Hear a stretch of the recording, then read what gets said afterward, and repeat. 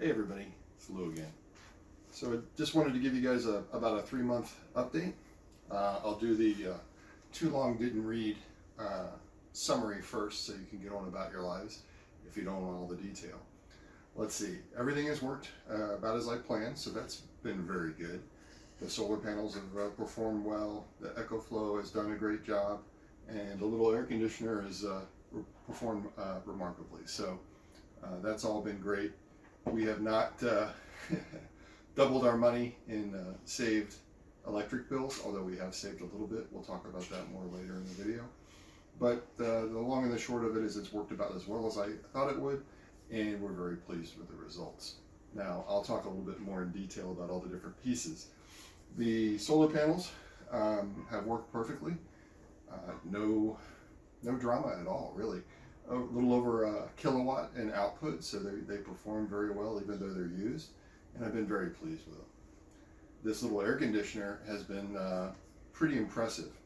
It's actually running right now. I don't know if you can hear it. Has several modes. It doesn't burn, or it doesn't function at the same wattage all the time. So it has about 125 watts, about 250 watts, about 500. And when we hit 103 last week, we found out it has an 800 watt mode. We keep it set usually anywhere between 72 and 74 degrees, about 2 degrees cooler than the rest of the house. So that it works pretty well. No issues there. The EcoFlow Pro has done incredibly well. I've really only charged it the one time when I first got it, and one other time when we ran a little bit low. Honestly, I don't think I would have had to have charged it had I done the battery balancing, where you charge it all the way up, run it all the way down, let it rest for about a couple hours, and then charge it all the way up again. And that just kind of resets how the gauge works and balances out the batteries. So I would suggest you do that. And the only other thing I would suggest before we get into the numbers here is there is a EcoFlow Facebook group. Wonderful people from all over the world, which is kind of fun to see what everybody's doing with the products, and they've helped me out tremendously. So I would definitely join that EcoFlow Facebook group. Now, being a numbers guy, that's kind of what I do for a living. We're going to take a look at a little bit more detail here in a minute, and it's really cool. My electric company provides quite a bit of data and trends it over time, so we can kind of see a before and after.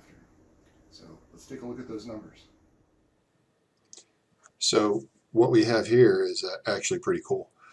My electric company will give us trend data of our usage, in this case my average kilowatt hours per day. And you can see my trend and a couple of pretty big events. First one is I got a heat pump hot water heater around January, a little bit before February, and then our solar AC in the first part of April. So if I'm trying to just see how the solar AC did, I would like to take my average kilowatt hours per day versus the previous year and compare them and see a nice improvement here versus here. But I don't get that. So what I'm getting right now is the impact of my heat pump hot water heater. Unfortunately, I did this not thinking I would be doing something like this, and I have data that shows the impact of the heat pump hot water heater, which was actually pretty big, in addition to the solar AC. The good news is that even if I include the nice gains I got off the heat pump hot water heater from the prior year, I'm actually getting even more from my little solar AC booster. And the other thing that's actually pretty interesting is I'm using less electricity and it's hotter outside than it was last year. So this range of temperatures versus this range of temperatures, I'm up 2 to 3% over the prior year. So I'm actually keeping my house a little cooler. I actually have one room that's really cool. People like to sleep in that one. Call it the cold room now, with a little Midea solar powered AC in it. And we're pretty pleased with that. So, you know, is it going to ever pay for itself? No. They would take, you know, more than a decade, more than the life of the unit to actually pay back and get to, you know, returning the money on the investment.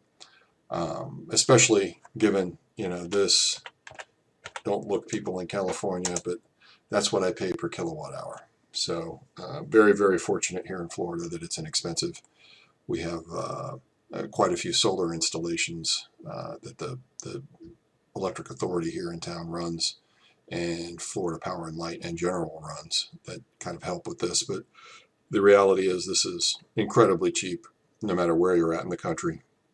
I think there's only a few places that are less expensive. So we're fortunate. So payback, no, it's never going to do that. What it's there for is to give us emergency power to run our refrigerator and that tiny AC when we're out of power for the a tropical storm, hurricane, which are typical events, although we do have northeasters and things like that, storm, wind events and rain events that can cause us to lose power as well. So it's there for a solar powered backup.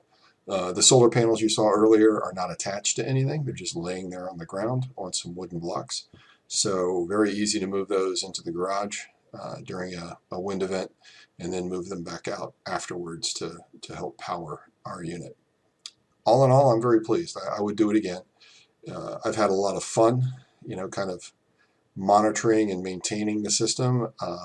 And honestly, it doesn't take that much work. It's actually pretty mindless.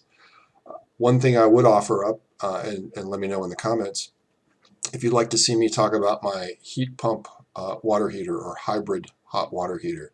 An amazing thing, especially if you're in a warm part of the country, but even up in the north, they seem to be fairly effective up there as well. But this one does double duty for me. You can see the trajectory we were on. We were using a lot of power, in this June, July time frame. And part of it was the hot water heater, which has saved me about $30 a month in electric bills. The other part was I was air conditioning my garage so that I can work in there. If you look at the rest of the videos on my channel, I make a lot of STEM activities to take into the local schools and teach kids about science and math.